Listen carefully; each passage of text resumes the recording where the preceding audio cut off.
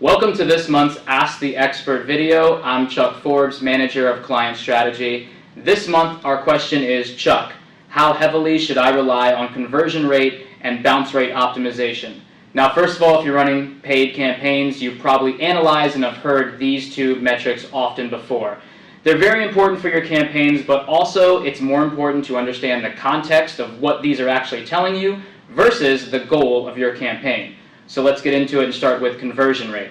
At its simplest form, conversion rate is taking the amount of people that you interacted with the amount of people that actually converted. Now, this is a great way if you are within a tight budget to measure the efficiency of your campaign. But it also can be a little bit misleading if that's all you're looking at to make an optimization. For example, when we talk about conversion rate, one of the first things that you should really look at month over month is how is your revenue and or leads doing?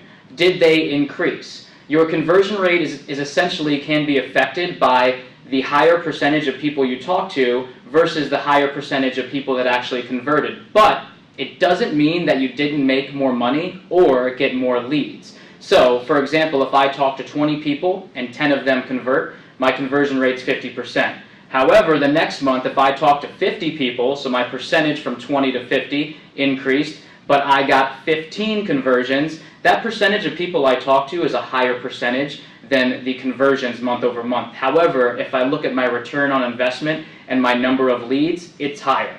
So in other words, if I'm just looking at conversion rate, just an efficiency metric that can be detoured so much, I might make an optimization decision that might not be best for my company. So remember, when you're looking at conversion rate, break down month over month your leads and your ROI. Also, if you have other things within your campaign, such as phone calls or form fills, that maybe isn't a direct conversion on your site, it's important to keep those in mind as well. If you run an e-commerce business and people calling and finding out more information and then eventually ordering through someone is an outlet for conversions, that has to be taken into consideration if your paid campaign is not tracking that. Secondly, let's talk about bounce rate. Everybody knows what bounce rate is when a user comes to one page and then automatically leaves without taking any further action. But really think about that definition. A user coming to one URL, not doing anything else, and then leaving. And then ask yourself, is that such a bad thing? Remember to evaluate your campaigns. If you have a landing page where the goal is for a user to consume a lot of content, then of course they're going to go to that page and then they're going to leave and hopefully take the action that you wanted to. Remember three very important things. If a user lands on a page, hits the back button, or leaves and types in a search in another tab, or just closes the window altogether, your bounce rate is probably going to be very high. However, if you have a form fill conversion, for example, and a thank you page comes up and that URL changes, that's going to help your bounce rate. So how do you counteract bounce rate with a metric that may be more impactful for your business? Look at average time on site, your average session duration. If users are spending 7 to 8 minutes on your landing page, but your bounce rate is in the 90s, that may not be such a bad thing. They actually may be consuming all the information that you want and then leaving and taking an action somewhere else.